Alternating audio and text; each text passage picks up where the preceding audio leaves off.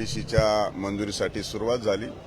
19ला पराजय झाल्याच्या नंतर त्यांनी सुरुवात केली. पण मनामध्ये पाप आहे. नीरव मोदीची जागा एमआयडीसी मध्ये घेण्यासाठी हा अट्टास आणि आटापिटा सुरू आहे. ते नीरव मोदीसाठी लढतायत. मी कर्जत जामखेडच्या युवकांसाठी लढतोय. त्यांच्या सुशिक्षित बेरोजगारांना युवकांच्या हाताला काम मिळालं पाहिजे यासाठी लढतोय.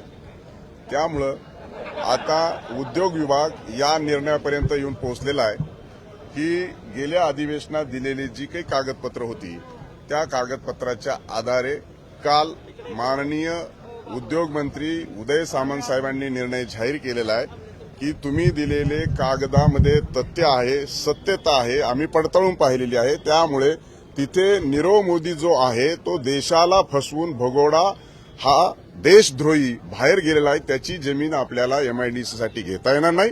त्याचबरोबर तिथल्या स्थानिक शेतकऱ्यांनी आणि ग्रामपंचायतीने ठराव केला की या एमआयडीसीला आमचा विरोध आहे. या दोन कारणासाठी काल एमआयडीसी त्या जागेवरची रद्द केली. पण त्याच वेळेस दुसरा निर्णय जाहीर केला की कर्जतमध्ये एमआयडीसी करणं गरजेचं आहे. तुमची मोठी मागणी आहे आणि त्यामुळे युवकांच्या हाताला काम मिळालं पाहिजे. आणि 15 दिवसाच्या आत सर्व शासनाच्या नियमाचं अनुपालन करून परिपूर्ण प्रस्ताव हा कर्जत तालुक्यातील एमआयडीसीच्या संदर्भामध्ये सादर करण्याचे काल उदय सामंत साहेब उद्योग मंत्री यांनी निर्देश दिलेले आहेत. मिसगाईड करतात असं थेट आरोप रोहित पवारांनी केला. अरे मिसगाईड काय करतात? नीरव मोदी काय माझ्या घरचा माणूस आहे काय? नीरव मोदीची जमिनीमध्ये कोणाचा हिस्सा आहे हे पण जाहीर झालं पाहिजे ना. नीरव मोदीची जमीन त्याच्यामध्ये घेऊन तुम्हाला त्याच ठिकाणी एमआयडीसी करायचे याचं पहिलं उत्तर दिलं पाहिजे. युवकांसाठी एमआयडीसी करताय का नीरव मोदीसाठी एमआयडीसी करताय हे महत्वाचा प्रश्न आहे. माझा हिशोब काही बाकी नाहीये. तिथल्या लोकांना आजही विचारा की नीरव मोदीचा हिस्सेदार कोण आहे. आणि अख्ख्या कर्जत तालुक्यामध्ये माझी कुठेच जमीन नाहीये. ते जे सांगतायत की जमीन आहे तिथं कोणाची जमीन आहे, नीरव मोदीची कशी आहे, तिथंच कशी एमआयडीसी आली.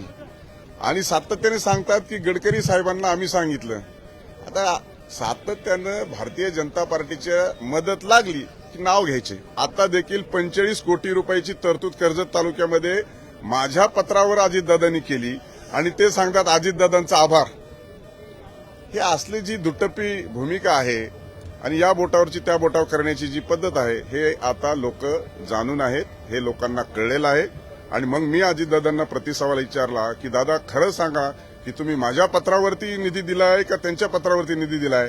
तर दादांनी सांगितलं तुझ्या पत्रावर निधी दिलाय, तू सत्तेतला आमदार आहेस आणि म्हणून विरोधी पक्षाच्या आमदाराच्या पत्रावर निधी देण्याची तरतूदच नाही आपल्याकडे.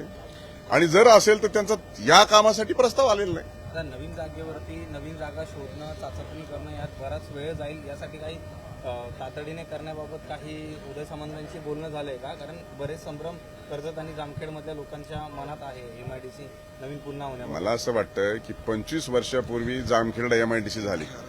हे जर एवढे मोठे आहेत, उद्योगधंदे उभारणारे आहेत, तर त्यांनी जामखेडला का नाही उद्योगधंदे उभारले?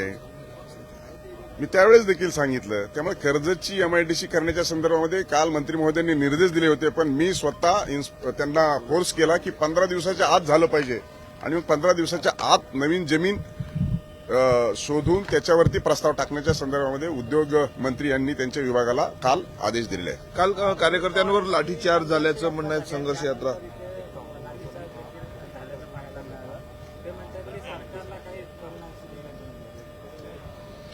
सरकारला देणं घेणं नाही, यांनाच काय देणं घेणं आहे काय? यांनी काय केलं युवकांसाठी?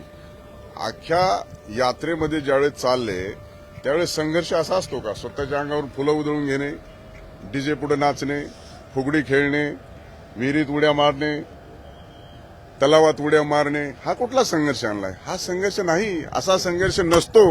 यांनी त्यांच्या जीवनात कधीच संघर्ष पाहिलेला नाही आणि त्यामुळं अशा पद्धतीचं ते वक्तव्य करतात. आणि मला एमआयडीसीच्या संदर्भामध्ये जे बोलतायत की तुमचं गुऱ्हाळ सुद्धा नाही, राम शिंदे गुऱ्हाळ पण काढू शकला नाही, हे अगदी बरोबर आहे. त्यांचा तो आरोप मला मान्य आहे. पण माझा आजोबा मुख्यमंत्री नव्हता. माझा आजोबा 4 वेळा मुख्यमंत्री नव्हता. चुलता 4 वेळा उपमुख्यमंत्री नव्हता. आणि त्यामुळे त्यांच्या आजोबांनी देखील एकही कारखाना काढलेला माझ्या ऐकिवात नाही. त्यामुळे आता माझी सुरुवात आहे.